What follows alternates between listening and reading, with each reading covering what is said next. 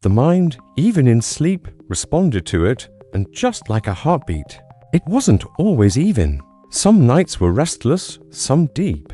But through it all, the rhythm remained, carried by the structure of night and the quiet discipline of care. In this way, sleep was more than rest. It was the music the whole group moved to, even as they lay silent in the dark. And what they gained from that music was more than just recovery.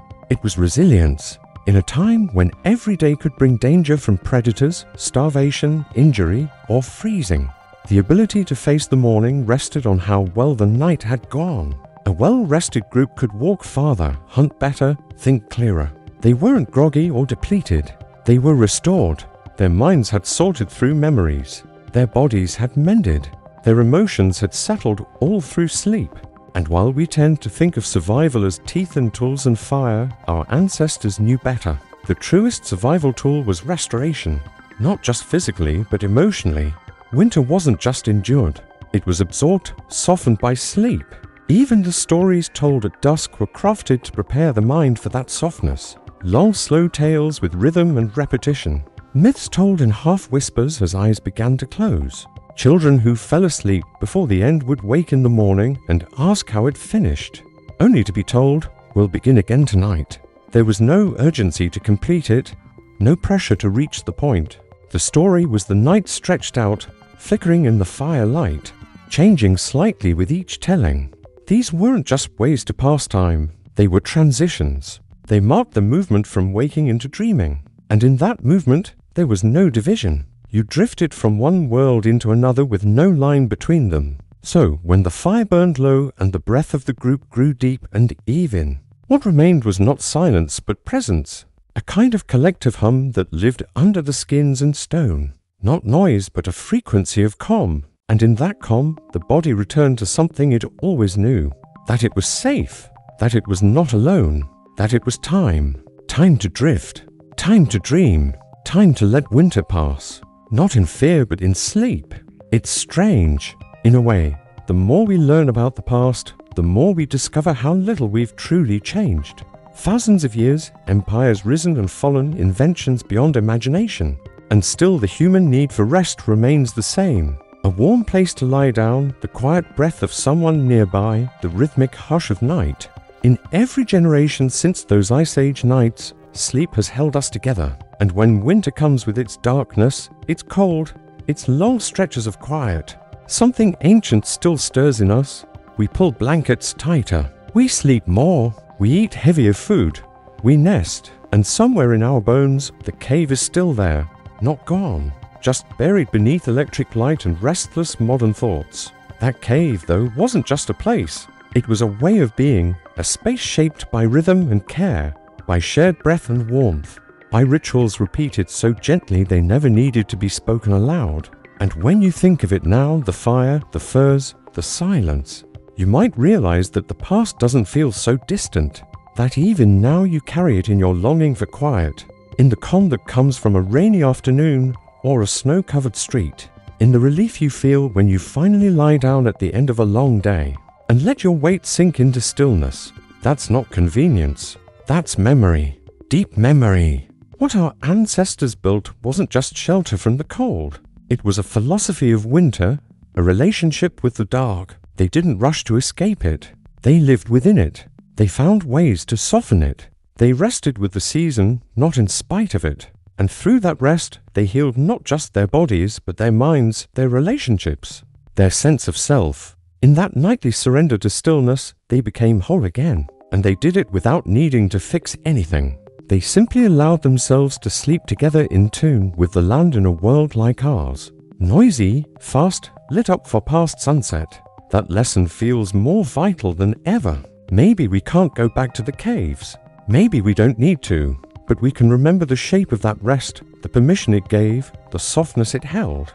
We can slow down when the days grow shorter. We can let go of the pressure to be endlessly productive. We can reclaim the nights as something sacred. Not just absence of light, but presence of stillness, because that's what the night has always been. A place to come home to yourself, a place to listen, to recover, to dream. So, if you're listening to this now, maybe already deep in rest or just arriving at its edge, know that you're part of a very old story.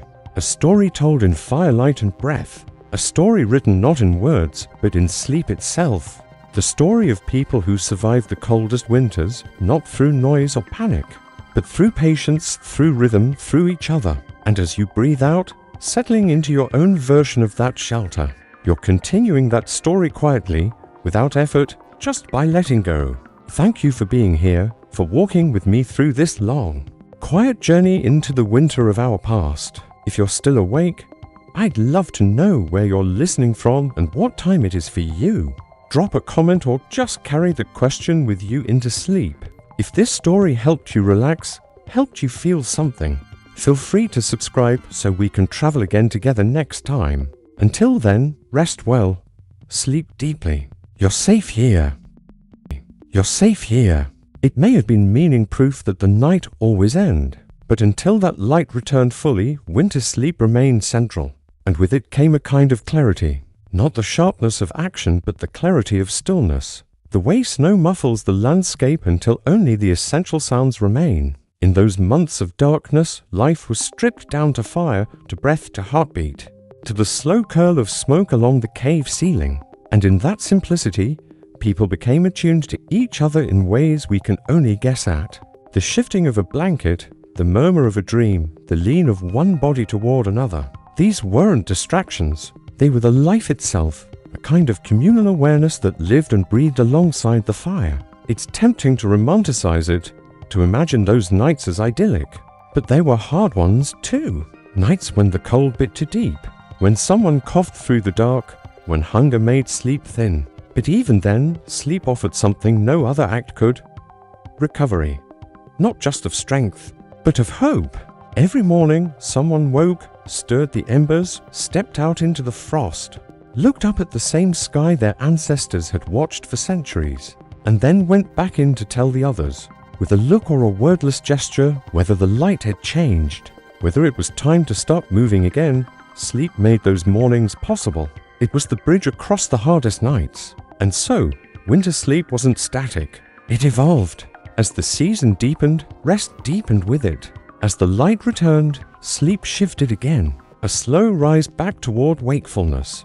This dance between dark and light wasn't something they fought. It was something they moved with, and in that movement, year after year, generation after generation, they learned to survive the season not by resisting it, but by surrendering to it. Not through struggle, but through rest. That is what winter taught them. That sleep, when shaped with care and shared in warmth, was not a weakness. It was a quiet form of strength. In the slow, quiet dark of winter, early humans learned the art of adjustment. Not grand changes, but the smallest tweaks. The way of fur was shifted, the stone propping of firewood stack adjusted just slightly. The sleeping space realigned by inches to block a cold draft. These weren't dramatic moments. They were practiced, almost invisible decisions passed silently between members of the group. And over time, those small adjustments built a world within a world, a shelter inside the larger cold, shaped by knowledge not written, but remembered in bone and breath. In that way, the sleeping space itself became alive, always changing slightly with the wind, the mood, the season, the needs of those within it. The winter cave wasn't static. It breathed with the people who used it. There's evidence in archaeological layers, tiny piles of ash, stone hearth circles built on old ones, pressed down plant matter that shows constant reshaping that supports this kind of slow living. Design. Some nights they may have slept closer together, other nights spread slightly apart. Sometimes the fire was made small and hot to conserve fuel, other times larger when warmth was needed for healing or illness. These were not rules, they were responsive, and every person in that space, young or old, became fluent in this unspoken language of winter sleep. It wasn't a system anyone invented. It was one they stepped into season after season as naturally as a migrating bird flies south. And within that rhythm, sleep itself became a kind of ritual, not with incense or chants, but with quiet repetition. The same sequence of actions at night. Lay out the hides, check the fire, tuck in the children, whisper a story. Adjust the firewood one more time, listen for the wind outside, and only then lie down. Curl into warmth, close the eyes. These habits, repeated thousands of times across lifetimes, became more than survival techniques. They were the emotional anchors of winter. In a world without calendars or clocks, they gave the night its shape. And for the body, always listening, always feeling. Those patterns were the signal that it was safe to let go, that it was time to drift into the long, slow dark. It's important to remember how sensory-rich those sleeping environments were. The glow of fire on stone, flickering shadows moving like cave spirits, the low, almost inaudible breath of someone next to you, the dry scent of pine needles under your back, the far-off sound of a winter owl calling through the snow-laden trees. These weren't luxuries, they were constants, and because they changed so little from night to night, they helped the mind stay calm. Today, people buy machines to replicate these patterns. Firelight lamps, white noise machines, grounding blankets. But in the Ice Age, all of it was simply there, integrated into life. The cave was the body's sleep sanctuary, and its cues were perfectly aligned with human biology. And while there was little spoken instruction around it, children learned everything by being in the middle of it. They knew which hide was softest, which corner was warmer, which creak of wind meant a draft would soon come. They saw how adults rearranged things after someone fell ill, how grandmothers placed sacred objects near sleeping infants, bones, carved stones or pouches of dried herbs, not as superstition but as comfort.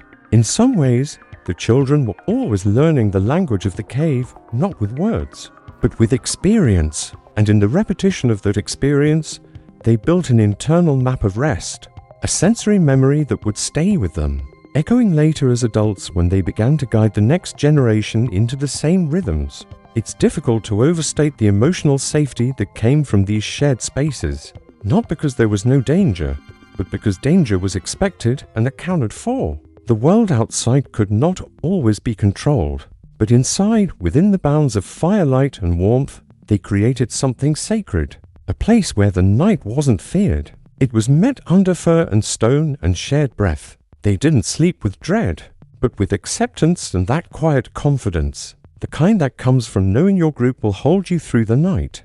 Maybe one of the oldest forms of peace humans have ever known. Sometimes the world outside didn't just whisper winter, it screamed it. The wind wouldn't simply blow. It would howl like an ancient voice trying to split the earth open. Temperatures would drop so far that the breath from a nostril froze before it was fully exhaled. Snowdrift swallowed the paths to water sources. Predators became bolder, leaner, hungrier. These were the nights when movement stopped entirely, when the shelter became a sealed world. In these moments, early humans didn't resist the stillness. They deepened it. The fires burned lower, more carefully. Words were few. Sleep came earlier and stayed longer. There was no incentive to stir when the storm pressed against the stone. Instead, they stayed close, conserving not just body heat, but mental energy. And when the storm passed, when the first ray of pale sun touched the cave floor again, they emerged rested, not broken. That was the gift of sleep in its most primal form, a shield against collapse. In these deepest parts of winter, the brain and body shifted into healing modes. Wounds knit faster in deep sleep. Emotional shocks softened. Even hunger pangs dulled in longer periods of rest. This wasn't accidental. Modern science tells us that deep non-REM sleep is essential for tissue repair, hormone regulation, immune function, and emotional processing. Without medication, without supplements, early humans tapped into all of it simply by sleeping more when the body asked for it. The stillness wasn't wasted time. It was repair. And when the world outside became too harsh, they turned inward physically and psychologically, allowing themselves to fall into the kind of long layered sleep that gave them the power to go on. Once conditions allowed it, that act alone, trusting rest in the face of hardship, is revolutionary. Face of hardship is revolutionary. A way to be present even in suffering. In those dark hours, love and grief lay side by side, woven into the firs, felt in every breath. Even death itself had a place in that world. There are burial sites found inside or near sleeping areas, not marked tombs, but resting places close to the group in places like Suna or La Chapelle. Oh saints! Archaeologists have uncovered burials with care, bodies wrapped in ochre laid to rest with beads, tools or bones. These were not anonymous ends. These were farewells made with love and ritual. It's possible that the dead remained among the living for a time, lying near the fire in the space where they once slept, honored through whispered stories or gentle songs before finally being buried. That relationship with the dead wasn't separate. It was integrated. The line between sleep and death, between dream and memory, blurred in the winter dark. And for the living, rest became a form of reverence, a way to carry those who no longer stirred. Still, protection remained a constant. Even in the emotional intimacy of the group, vigilance didn't vanish. The way a mother instinctively wakes at a baby's smallest cry, that was the way whole families functioned, the snap of a branch outside, the shift of the wind through the cave mouth. These sounds mattered. Someone would stir. Sometimes no words were spoken. Just a shared glance in the flickering dark or the soft scrape of a spear being drawn closer. And then quiet again. These weren't constant terrors. They were calibrated alerts. The body knew what to listen for. And because the group held that awareness collectively, it allowed everyone else to sink back into rest more quickly. Trust was always present, even when no one was speaking. It was felt in the stillness that followed, in the fire being stirred gently back to life. This balance of vulnerability and security, of openness and protection, created a kind of emotional resilience that modern life rarely allows. Today, many people sleep alone in locked rooms surrounded by artificial sound and light, and still, they struggle to rest. Our ancestors slept under the threat of wild predators, freezing cold and sickness. And yet, they may have slept more deeply, not because they were tougher, but because they had what we've largely lost: proximity. Human contact, rhythmic, real sound, a pace of life that matched the world outside. And perhaps most importantly, the permission to sleep when their bodies asked them to. Even if that meant sleeping 14 hours a night or drifting in and out of slumber. Throughout a storm-filled day, they weren't trying to win the day. They were trying to make it through the season, and sleep was the most powerful tool they had. So when we look back at those nights, thick with silence, softened by fur, warmed by flame, we see a world that feels ancient and distant, yet familiar in some deep place we can't quite name. The rituals, the placement of bodies, the shared breath, the grieving and the dreaming. These are things we still understand, even if we've buried them beneath schedules and screens. The cold may have ruled outside, but inside there was a world of connection and quiet resistance. A world built every night in darkness and firelight where people found the courage, not to fight the season but to rest within it. We like to think we've evolved past the old ways, that central heating, lead bulbs, and memory foam have freed us from the rawness of winter sleep. But our biology tells another story. Inside us still lives the rhythm of the fire, the trust of the circle, the sensitivity to light. Cold and quiet. The brain still floods with melatonin when darkness falls, even if we drown it in screen glow. The skin still craves touch in the cold. The nervous system still calms in response to real silence. These aren't remnants. They're active, working parts of us, which means that while the world has changed, we haven't entirely lost the instincts that once guided our ancestors to sleep. They're just quieter now, harder to hear, but they're there waiting to be remembered. You can feel it when you sleep beside someone and match their breath without meaning to. When you camp outside and wake not to an alarm, but to the change in bird song. When you step into a cold room and instinctively curl your limbs toward your chest. These are echoes, movements carried forward from a time when every signal mattered. Our ancestors didn't sleep with apps or schedules, but their rest wasn't less sophisticated. It was more in tune. And in winter especially, that tuning became the difference between endurance and collapse. A group that rested well could move faster, think clearer, stay warmer. A group that didn't might not survive the season. So, they watched, they adjusted, they listened to the wind, to the dark, to the way their own bodies responded to the cave around them, and they crafted their space accordingly. Some prehistoric shelters show signs of seasonal rearrangement. Bedding moved deeper into the cave for colder months. Fire pits rebuilt with wider stones to hold heat longer. Tools placed in easy reach for nighttime defense or comfort. In some dwellings, deer antlers were arranged along the walls, not for decoration, but possibly as hooks for gear or drying skins. a practical form of organization that kept sleeping spaces clear and functional. The point is, nothing was static. Sleep space evolved with the season. It breathed just like the people inside it. And that flexibility, that refusal to impose a rigid routine, is something we still long for today. A room that changes with us rather than one we try to bend ourselves around. Dreams may have been seen not as fantasy, but as knowledge. A dream of ice cracking might be taken as a sign to avoid a nearby lake. A vision of a bison herd might guide the next day's scouting. Sleep and survival were not separate. They were entangled. The textures of sleep itself, the bedding, the skins, the fire-warmed air were carefully curated in ways we often overlook in colder climates. Reindeer hides were particularly prized. Their hollow fur traps heat exceptionally well, better even than many modern synthetics. People didn't just throw skins over themselves. They arranged them, layered them, sometimes even stitched them into wraparound garments that could double as bedding. Beneath the body, layers of pine needles or moss carefully dried offered a cushion. In some regions, platforms were built from tightly packed reeds or woven branches. The spaces between the slats allowed body heat to rise, while minimizing the cold drawn from the earth. Each of these details was learned by watching, by trying, by remembering. And every material had meaning. The hide from a successful hunt wasn't just food. It became warmth. It became sleep. There's something beautiful about how nothing was wasted. Ash from the fire was used to repel insects or soften bedding. Charred wood lined certain sections of shelter floors, creating thermal barriers. Stones heated by fire were sometimes buried under bedding layers, radiating warmth through the night. Even the soot-blackened walls of a well-used cave told a story of generations tending the same flame, sleeping in the same curve of stone, dreaming under the same constellations.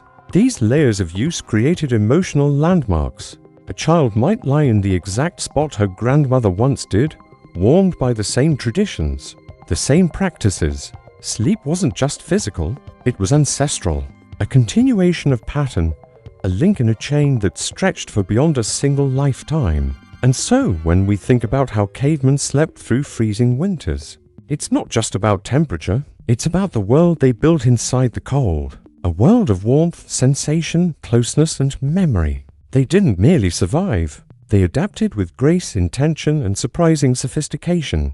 The winter didn't defeat them. It taught them. It shaped a kind of sleep we've nearly forgotten. Long, deep, trusting, shared. And in those long nights, as snow whispered outside and firelight flickered on stone, they didn't just rest. They belonged to each other, to the land, to the rhythms that cradled their sleep and guided their dreams.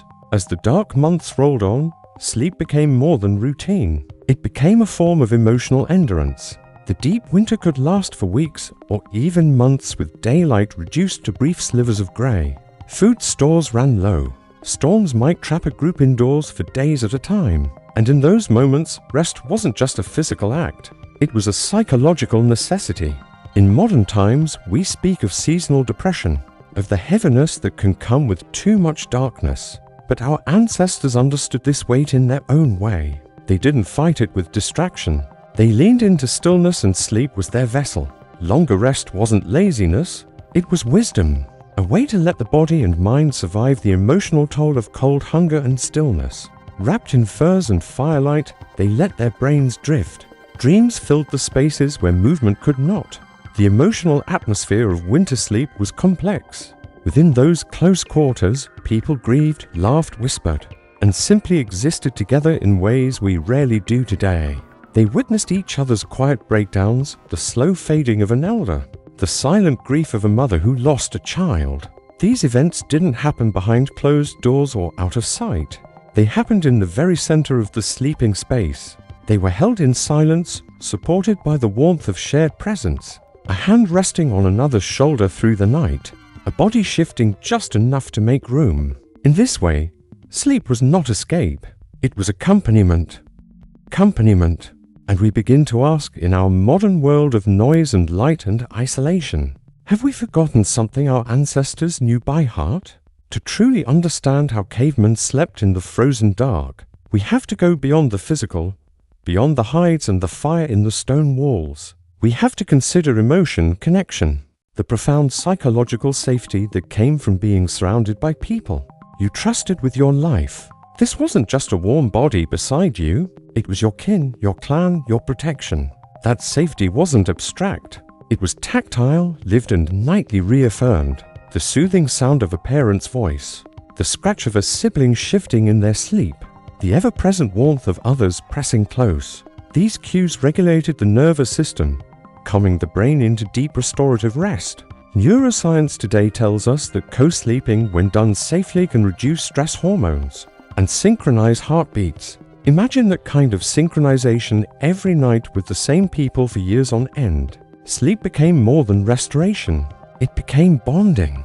Even the very act of sleep may have had spiritual meaning. Many ancient cultures, including those in later prehistory and even into early written history, viewed sleep as a journey, a temporary death, a walk through another world. The line between dream and vision was not sharp. The long winter nights offered an extended passage into that other world, where ancestors might appear, messages might be received, or lessons learned. There is archaeological evidence, carved figurines, ochre markings, intentionally placed bones that suggests nighttime rituals took place, especially during solstices or deep winter months. These rituals weren't just about the living, they connected the living to those who would come before. And when one lay down to sleep after such a ceremony, wrapped in the scent of smoke and the murmur of chanting, it wasn't just rest. It was a passage into something greater, something layered with reverence. The environment shaped every part of this. In Ice Age Europe and parts of Northern Asia, the cold was relentless. But it was not always uniform. Some nights were clear and dry, others heavy with snow. Caves and shelters adapted accordingly in sites like Doli Vestus in present-day Chechnya. Excavations show semi-permanent winter dwellings made of mammoth bones and earth ranged in circles, with hearths in the center. These weren't temporary hides thrown together. They were thoughtful constructions designed to withstand brutal cold while holding warmth. The sleeping areas were deliberately positioned along the inner ring closest to the fire, but shielded from smoke. Entryways were sometimes blocked with hides or stones to keep out wind. These structures, some 25,000 years old, reflect a deep knowledge of airflow, heat retention, and space use. Architecture built with survival in mind, but also rest. And then there's light. Fire wasn't just warmth, it was the night's only light. The flicker of flames shaped how people fell asleep, how they dreamed. In fact, recent studies show that firelight, unlike blue light from screens, doesn't disrupt circadian rhythms. Quite the opposite. It mimics the slow decline of sunset and lulls the body into releasing melatonin naturally. Paleolithic people didn't need sleep hygiene tips or blackout curtains. They had a built-in system, firelight, followed by darkness. Even the act of tending the fire had a rhythm to it, one that soothed and signaled. When the fire burned low, it told the body time to sleep. And so sleep came again and again, gently coaxed by the elemental language of flame and shadow. There are signs, too, that the winter months may have been a time not just of longer sleep, but of intentional slowing down. This wasn't a season for productivity. It was a season for preservation. Food was conserved. Movements were minimal. Days were quiet, and so the body had room to restore itself. Cold naturally reduces inflammation. Slower schedules reduce physical strain. Modern life fights against this rhythm, pushing us to maintain the same pace all year long. But the ancient world didn't. It listened, and in the listening, it slept more deeply than we can easily imagine today. Perhaps the most powerful thing we can learn from all this is that prehistoric sleep wasn't something to conquer. It was something to respect, to shape with care. They didn't see sleep as a weakness or an inconvenience. It was survival, spirituality, medicine, and memory. It was shared, protected, and ritualized. And it reminds us that rest, true rest, is something we once knew intimately. We didn't need apps or trackers. We needed darkness, closeness, warmth, and silence. And those things, despite all our advancements, remain as essential today as they were under the mammoth hide shelters and fire-warmed caves of the Ice Age. If you try to imagine the air inside one of those winter shelters, The first thing that strikes you is probably the scent. Not something sterile or clean, but layered. The musky depth of cured hides, the mineral dust of stone, the dry bitterness of ash, the sweet drift of crushed herbs scattered on the floor, the smoke but not suffocating, just enough to sting the eyes slightly, reminding you the fire was still alive. All of this mattered. These scents weren't random background. They formed part of the landscape of sleep. Just like a familiar smell can calm a modern baby, the consistent scent profile of a winter dwelling signaled safety and home. Over time, the brain associated these smells with rest, and every night, when those smells deepened as fire smoldered and the air cooled, the body responded, muscles softening, breath slowing in the absence of words or clocks. Smell told you when to sleep. Sound played just as vital a role. Unlike modern life, where we often need white noise to block out jarring interruptions, the prehistoric night was already full of subtle rhythmic soundscapes. The occasional hiss of wind over rock, the shifting groan of snow sliding from an overhang, the crackling of embers as wood popped inside. Inside the shelter, the human sounds were subdued. Muffled movements, the soft scuff of fur, the cough of someone waking briefly and settling again. These weren't disturbances. They were part of the rhythm woven into the lullaby of the night. Today, researchers studying sleep environments emphasize the importance of consistent low-frequency sound. It helps the brain stay in deep sleep cycles. Our ancestors didn't invent sound machines. They lived in them, surrounded by organic noise that supported their rest. We don't often think about temperature gradients, but our ancestors did, even if not consciously. They understood through repeated experience where warmth pulled and where it escaped.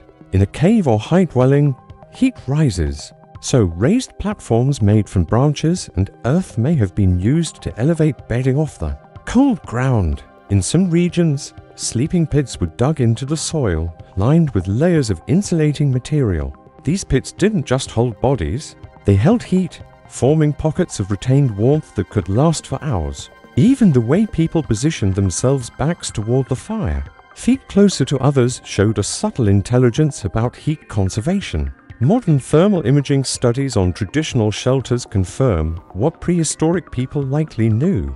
By instinct that shared body heat, proper airflow, and thoughtful placement make a dramatic difference in thermal retention.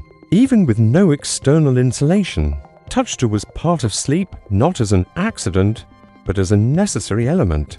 In the cold, the human nervous system responds most acutely to skin-to-skin contact. Infants regulate temperature and stress through physical closeness. Elders rest more easily when surrounded by familiar warmth. We now know that oxytocin, the bonding hormone, is released through gentle, sustained contact. In those sleeping bundles beneath furs as people breathe together, and shifted in unconscious synchrony, oxytocin may have flowed freely, reinforcing social bonds night after night. These chemicals of connection made the group stronger, more cohesive. It wasn't just emotional support, it was neurochemical reinforcement. Sleep was literally stitching the community together while they lay in the dark. And if you look beyond the cave, out into the snow-covered world, you'll see another secret to their success: silence, true unbroken silence. Silence, true unbroken silence. It bordered on peace. Much of this knowledge likely lived in the hands of women. Across many hunter-gatherer societies studied today, it's the women who maintained the sleeping spaces, tend to children, and organize the rhythm of domestic life. They knew how to dry hides without stiffening them, how to weave rushes into soft pads, how to create smoke from particular woods that would lull infants into sleep without choking the air. Imagine the layers of understanding needed to transform the raw materials of the Ice Age world into something nurturing. A mammoth hide isn't soft until it's worked for days. A bed of reeds needs to be dried just right to avoid mold in the damp of the cave, and certain herbs, when burned or scattered, calm the nervous system. These weren't guesses, they were skills carried across generations, embedded in daily action, and guarded as part of the group's survival. We tend to imagine prehistoric life as endlessly chaotic, danger, cold, hunger, and yes, those things were real. But so were the pockets of calm, the moments of rhythm. Sleep was one of the few times when all movement slowed. When you lay still, heart steady, listening to the slow breathing of those around you, in that space, the world narrowed down to warmth and darkness, to the fading crackle of the last log, to the soft brush of fur against skin. No walls, no clocks, no distant highways, just the hush of stone and fire. Researchers now believe that this depth of silence may have influenced not just sleep quality, but brain development. Long uninterrupted sleep supports memory consolidation, emotional regulation, and immune response. In fact, some studies suggest that we are biologically wired to sleep better in natural darkness and cooler temperatures, the very conditions our ancestors knew intimately. And then there was the role of food. What we eat before bed influences how well we sleep, a truth as old as the human body. During the Ice Age winters, meals were designed not just to nourish, but to sustain warmth through the night. High-fat, high-protein diets from meat and marrow gave people the long-lasting energy to maintain body heat. Bone broths simmered over fires, releasing collagen and nutrients. Rendered fat might be mixed with dried berries or nuts to create a dense food source, something close to what modern survivalists call pemmican. Eating before rest wasn't indulgence, it was strategy. A warm belly meant a warm core, and when paired with the communal heat of shared sleep, it created a system in which even the coldest nights could be endured with surprising ease. Another curious insight comes from studying cave positioning itself. Many of the sites known to have been winter shelters weren't just randomly chosen. They were aligned with the path of the winter sun. In southern-facing rock shelters, the first light of day would seep into the cave at a shallow angle, warming the space gently after the coldest part of the night. Over time, people may have learned to choose dwellings that gave them this advantage. Natural heating from the low arc of the sun. This kind of passive solar design wasn't something they read in a manual. It was learned through observation season after season, and it mattered. A few degrees of warmth could mean the difference between survival and frostbite, between a restless night and a full return to deep body repairing sleep. And through all of this, there was the ever-present rhythm of sound, not just speech or song, but the ambient noise of the prehistoric night. Wind rushing through pines, ice cracking on frozen rivers, the snort of reindeer in the distance, the hush of snow against stone. These sounds were familiar, even comforting. They were signals that all was as it should be. Anthropologists call this acoustic ecology, the idea that soundscapes shape how we feel, think, and rest. And in the deep winters of the Paleolithic world, those soundscapes were slow, low, and natural. No mechanical interruptions, no electric buzz, just the low murmur of fire and breath. It was a lullaby not sung but lived. Even the position of the body during sleep had significance. Anthropological research and ethnographic studies show that traditional human groups often slept in fetal positions during cold months. Knees tucked in, arms drawn close, not only for warmth, but for energy conservation. This position minimizes the surface area exposed to cold air and naturally protects vital organs. When you lie like that, especially in contact with another person, it creates a micro-environment of heat and stillness.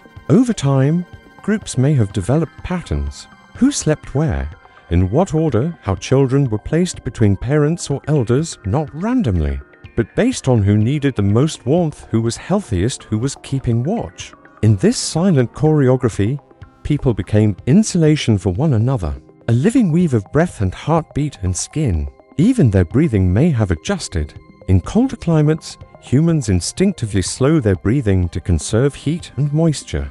This is still seen in high-altitude or polar-dwelling populations.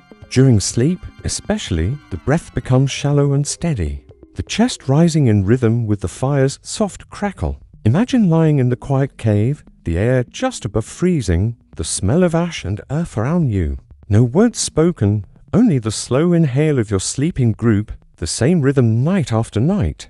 It was in that rhythm that trust was built, that security was felt. Long before houses or locks or alarms, there was only this warmth, closeness, and quiet lungs at rest. In this way, the very concept of sleep wasn't individualized the way it is now. It was shared. There were no personal bedrooms or isolated routines. Instead, sleep was woven into the collective rhythm of the group. When one person stirred to stoke the fire, another rolled closer to the warmth. When an infant fussed, the group didn't rouse in irritation. They responded in unison, soothing, adjusting, waiting. This kind of communal sleeping has been observed in modern nomadic groups, such as the Wono of the Kalahari, where sleep isn't just a biological act, but a social one. It's a fluid, adaptive process, people waking briefly, checking on one another, then returning to slumber. What we call interrupted sleep, they might have called normal, a natural flow, not a disruption.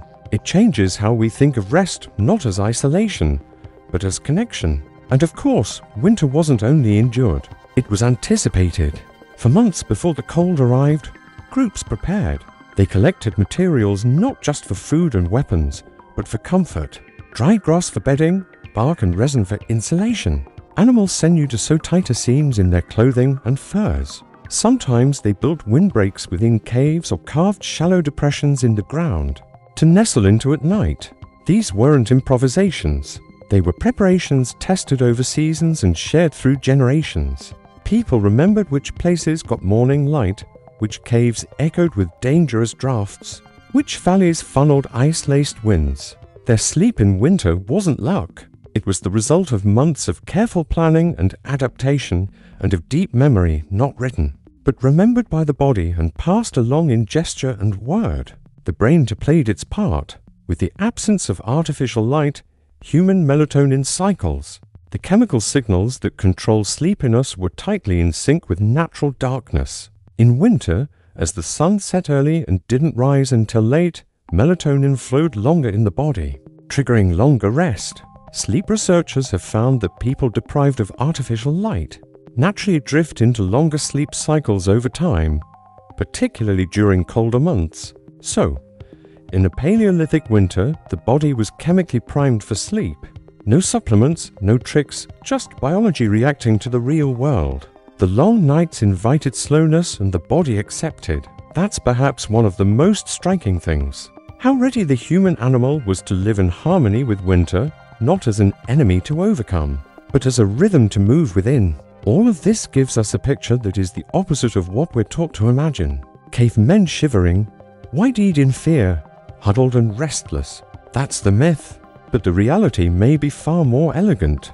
A deeply intelligent adaptation to the hardest season. Rest crafted not in spite of the cold, but with its sleep that was communal, cyclical and respected. And when we look closely at the evidence, the bedding sites, the soot patterns, the hide remnants, the cave layouts, the biological clues, what we see is not desperation.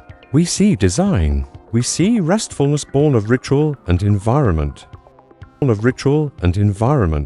Ventilation gaps were deliberately created to prevent smoke buildup, learning over generations how to strike the delicate balance between warmth and breathable air. Many sleeping areas were tucked into alcoves or corners where heat could be preserved, and drafts avoided. Even the fire itself wasn't always in the center. Sometimes it was placed off to one side so that smoke would drift upward, and out through natural chimneys or carved vents.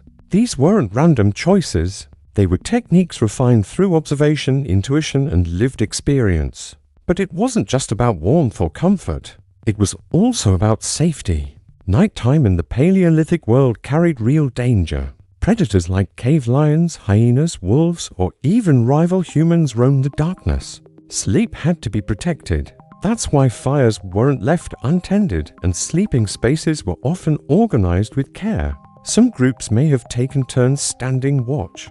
Others trained themselves to wake at the slightest noise, a habit that still lingers in our DNA. One reason so many of us stir when a floor cracks or a branch snaps outside.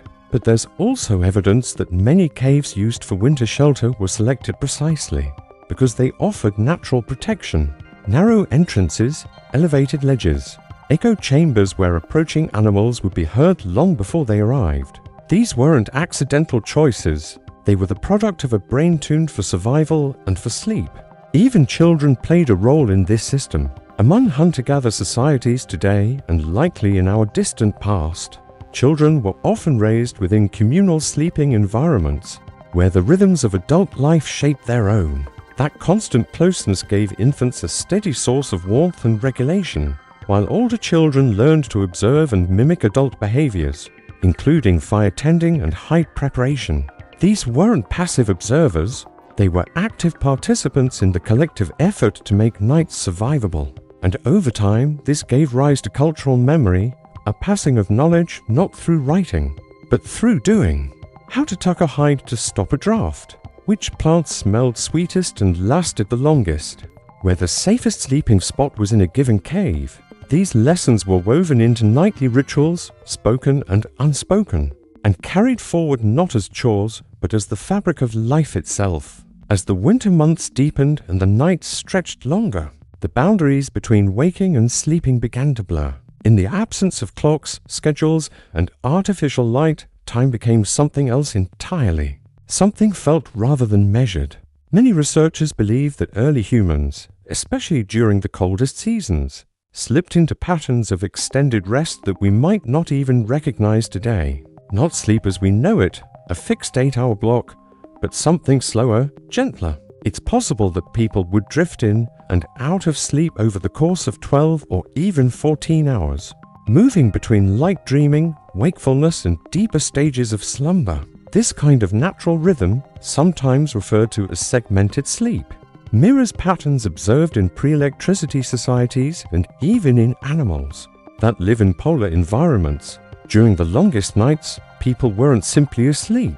They were existing in a kind of dreamy twilight, suspended between worlds with no need to rush. And those dreams, they may have mattered more than we realized. In many indigenous cultures around the world, dreams are not mere illusions. They're messages, visions, even warnings. Anthropologists studying hunter-gatherer societies, such as the Hadza of Tanzania or the Panan of Borneo, note that dreams are often treated as a form of knowledge, a way to understand the unseen. It's not hard to imagine that Paleolithic people felt the same. In winter, when movement slowed and danger loomed beyond the cave, the interior life, dreams, memories, intuition became as important as the exterior one. Stories told by firelight were often shaped by dreams. A hunter might recount a vision of a reindeer herd seen in sleep, and the group would listen closely, not as entertainment, but as guidance. Dreaming wasn't idle. It was part of survival, and sleep was the doorway to it. We can also look to the body itself, how it physically adapted to the demands of winter rest. For one, cold temperatures promote deeper sleep. Modern sleep scientists have found that people tend to sleep more soundly in cooler environments, with temperatures around 60 to 67 F being ideal for triggering melatonin release and sustaining REM sleep. Now imagine sleeping in a stone-walled shelter wrapped in layers of hide, pressed against others for warmth with the cold air softly numbing your skin. It was the perfect biological setting for long, slow, uninterrupted sleep. Add to that the reduced physical activity during winter, fewer hours for hunting, more time spent resting and conserving energy, and you have a body that is primed for deep restoration. The cold wasn't just endured, it was used. It carved out a kind of hibernation space for the human body, not unlike what we see in some animals that enter torpor during the harshest months. And it wasn't only about physiology, it was about trust. Trust in the group, trust in the fire, trust in the cave itself. Our ancestors knew that sleeping deeply in such an unforgiving world could be dangerous. You had to be sure someone was watching the fire, that your position in the group offered warmth and protection, that the walls around you wouldn't collapse or betray you, that the smells of smoke and soot, the feel of fur against skin, the breath of others, all meant safety. These layers of comfort, not individual but communal, created the conditions for rest. Imagine lying with your back against a mother or a brother, a child curled against your chest, the fire's orange glow flickering across the ceiling. Outside, wolves may have howled in the distance, the wind hissed through the trees, but inside there was a stillness and a shared silence that allowed sleep to come. We see echoes of this in the art they left behind. In Chuvut, in Lascaux in Altamira, those famous cave sites filled with paintings of animals and symbols. There's something curious. Many of these artworks are found deep in the cave systems, far from natural light, in places that would have been hard to reach. Why paint there? Some scholars believe that these chambers were used not just for rituals, but for sensory experiences connected to sleep, dreams, and altered states. The flickering torchlight, the shadows cast by the uneven stone, the acoustics of echoing chambers, all of it may have created dreamlike spaces where waking and sleeping consciousness blended.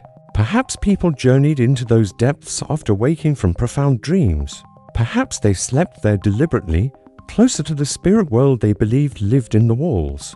If sleep was a sacred act, then some caves may have been more than shelters. They were temples of the night. Even today, when we sleep outdoors, under the stars, near a fire, away from noise and light, something ancient stirs in us, a sense of quiet that feels older than memory. It's a return. And that's what our ancestors knew. Every winter, every time they lay down, sleep wasn't an inconvenience. It wasn't something to fight or shorten. It was a gift, a way to reconnect with themselves, with each other, and with the rhythms of the world they lived in. A world where winter was not an enemy, but a teacher, and sleep, even in the darkest months, was not a risk. It was a refuge. In those long winter nights, the line between rest and ritual may have been thinner than we think. The act of preparing for sleep, arranging hides, banking the fire, securing the cave's entrance, wasn't just about comfort. It was ceremonial, passed down from elders to the young. These evening rituals were layered with meaning, a certain way of folding the skins, a quiet chant or rhythm hummed beneath the breath, maybe the placing of a carved stone near the head for protection, or a bundle of dried herbs near the fire to scent the air. These weren't random habits. They were encoded practices that helped shape the night into something more than darkness. They prepared the body for rest, yes, but also the spirit. And in doing so, they brought a sense of calm that ran deeper than safety. Calm that ran deeper than safety. Let's walk back tens of thousands of years to a time when the world was colder, quieter, and the nights were longer than anything you or I have ever known. We're stepping into the Ice Age. Not as tourists, but as quiet observers, trying to understand how. In the most hostile, freezing environments, our ancient ancestors managed not only to survive, but to sleep. Before we settle into tonight's long journey back through time, I just want to thank you for being here, wherever in the world you are. I'd love to know what time is it for you right now and where are you listening from? Drop a comment down below. And if you enjoy this kind of quiet exploration, it really helps to like the video and subscribe. We make these long-form prehistoric deep dives just for you to help you relax, sleep, or drift into another world. Alright, close your eyes if you'd like. It might sound surprising, but there's growing evidence that prehistoric people, even during the dead of winter, may have had better rest than many of us today. Not because they had warm beds or heated homes, far from it, but because their lives followed rhythms more aligned with the earth. They weren't drowning in blue light or buzzing alarms. They weren't drinking caffeine to power through late nights. Their days were dictated by firelight and the movement of the sun across the sky. And when the sun disappeared, when winter's cold gripped the land and snow blanketed the earth, they adjusted not with panic but with preparation, with instinct, with knowledge passed through stories and rituals slowly over generations. We'll explore how they did it. How caves, fire, community, biology, and even the shape of the land gave them the tools they needed to sleep soundly. When the world outside was ice and wind, let's start with the basics, where they slept. When we imagine prehistoric people, we picture caves. And that's not entirely wrong. Caves offered critical shelter from the elements. But not all caves were created equal. Some were too damp, others too exposed to wind. What many people don't realize is that the best suited caves for winter sleep were ones with a narrow entrance, often facing away from prevailing winds in deep inner chambers, where temperatures stayed relatively stable, sometimes between 40 and 50 F, even when outside temperatures dropped well below freezing. That may not sound cozy, but when you've wrapped yourself in the hides of mammoth or bison, when your body has adapted to the cold over months, and when a fire crackles nearby, it creates a space that's not only survivable, it's safe. A womb-like pocket in the heart of stone where night after night, families curled together in a communal sleep. Fire changed everything. It didn't just keep them warm, it transformed how they felt about the night. Fire was a source of light, yes, but more importantly, it was a symbol of security. Wild animals feared it. It allowed people to cook, to craft tools, to tell stories after dark. But it also gave them warmth through the night. Many cave sites show soot marks and layers of ash that suggest fires were kept burning. Throughout long winter nights, carefully tended, passed on from person to person, like a sacred duty. One person would stir the embers, another would lay new wood, and nearby others would sleep curled in furs pressed close together. Body heat shared, infants swaddled and tucked near their mothers, old ones warmed by fire and family. That's how they made it through the cold, not by fighting it, but by folding into it, by wrapping themselves in layers of warmth, both physical and emotional. Modern researchers have also begun to understand something fascinating about how early humans may have adapted their sleep cycles to the seasons. In today's world, we often ignore the change in daylight across seasons. Artificial light keeps us going year-round, but for Paleolithic people, darkness ruled the winter months. Days were short, nights were long. In response, it's possible that humans entered what some scientists call biphasic or even polyphasic sleep. This means they may have slept in multiple segments, falling asleep after sundown, waking in the middle of the night for a period of calm wakefulness, sometimes called the watch, and then drifting off again until morning.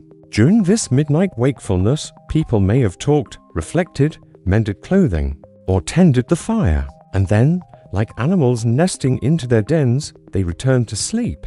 Not rushed, not anxious, just in rhythm, like the trees, like the snow, like the stars that moved overhead with slow ancient patience. But maybe the most surprising element of winter sleep is this: our ancestors didn't sleep alone. This wasn't a world of separate rooms or solitary beds. Sleep was communal.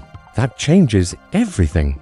Anthropologists studying cold-adapted cultures like the Nenuts of Siberia or the Sami in northern Scandinavia observe a powerful shared warmth strategy. Sleep in groups, clothed and layered. The same likely held true tens of thousands of years ago. Families didn't just survive the night. They created rituals around it. The act of preparing for sleep was as sacred as waking. Skins were arranged. Firewood was stacked. Children were soothed by stories. Myths passed in whispers, legends of animals, spirits, and ancestors. And slowly the group would quiet one by one until only the crackle of the fire and the breath of sleep remained. Imagine it not as a primitive experience, but as one full of softness, connection, and belonging. There's something beautifully clever about the way our ancestors approached the art of sleeping in cold weather. It was never just about lying down and closing their eyes. It was a process, a preparation. One of the earliest and most overlooked aspects of that preparation was the sleeping surface itself. Contrary to popular belief, early humans didn't just sleep on bare cave floors. Archaeological digs across Europe and parts of Africa have revealed layered bedding structures, compacted grasses, woven mats of reeds or rushes, even animal hides arranged atop soft insulating materials. In some places, people laid out piles of aromatic plants like iroh or wild thyme, which weren't just comfortable. They repelled insects and carried calming scents. Over time, these layered beds would be refreshed, rebuilt, and maintained, forming compact, well-worn spots in the dirt or stone that acted as nests. These weren't accidental. They were crafted with care. In the Sibu cave in South Africa, researchers uncovered what may be some of the earliest known bedding, dating back nearly 77,000 years. The people who slept there used layers of sedge and other plants interwoven and packed down, forming sleeping platforms up to a meter wide. Beneath those layers, they placed ash from past fires, which helped deter pests and added insulation. Imagine lying down on a mattress of fragrant herbs and fire-softened earth, with the low light of embers flickering nearby. It's not hard to see why. In many ways, prehistoric humans may have had a more grounded, healthier relationship with rest than we do today. These beds, humble as they seem, were part of a broader system, a small but vital piece of the survival puzzle that allowed humans to make the long winters not just bearable but restful. Of course, a bed is only as good as the warmth it can hold. That's where animal hides come in. Thick furs from creatures like bison, arrow, and mammoths. These hides weren't just thrown down haphazardly. They were softened, scraped, cured with smoke and layered to create protective cocoons against the cold. The inside of a Paleolithic sleeping area could feel like a cave within a cave. Layers of hide around and over the body, forming what we might call a sleeping pod. These